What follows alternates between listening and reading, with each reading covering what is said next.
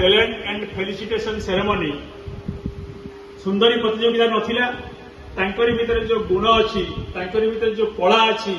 जोटा कि लुचिकी लुकायित भाव अच्छी लोकलोचन को आसी पारुनी ये मंच ताप गोटे अपूर्व सुजोग देछि से माने विभिन्न जगार आसी से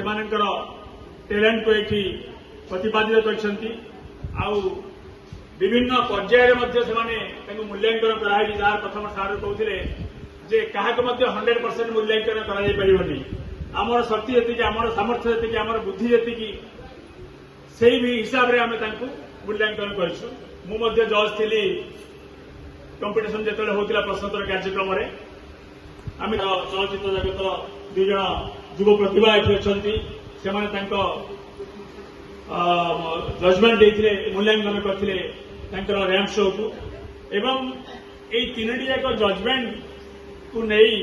आम एवरेज बाहर करछु आशा करछु हुए तो आम भूल नथिबु समस्त गोचरार्थे निरपेक्ष भाव वर्तमान यही मूल्यांकन होईछि मु वर्तमान रिजल्ट डिक्लेयर करी ता पूर्व अनुरोध करी अतिथि मानू से निज कर कमल से विजयी प्रार्थी मानू संबर्धित करेंगे। तृतीय पुरस्कार जे विजयी होती से होती मनीषा साहू किसी समय पूर्व से ओडिसी डांस करते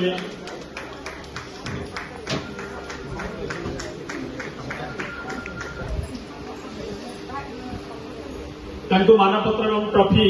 प्रदान कर नगद पुरस्कार व्यवस्था अच्छी से तृतीय पुरस्कार विजयी होती मनीषा साहू नगद 1000 टंका पुरस्कार कर कला को आखि आगे रखी अनुष्ठान पेशार से जन शिक्षक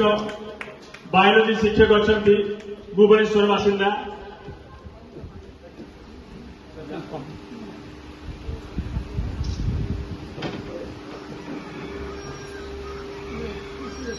जो माने से कला ये देखते आम अनुष्ठान से कला को आधार करी निश्चय भविष्य किसी कार्यपंथा स्थिर कर सारी आगामी दिन में निश्चय फलप्रद हम आमर संपादिका एवं जो सभापति अच्छा से निश्चय किसी सुजोग सृष्टि करेंगे नियुक्तिर सुजोग बर्तमान स्नेहांजलि दास अच्छा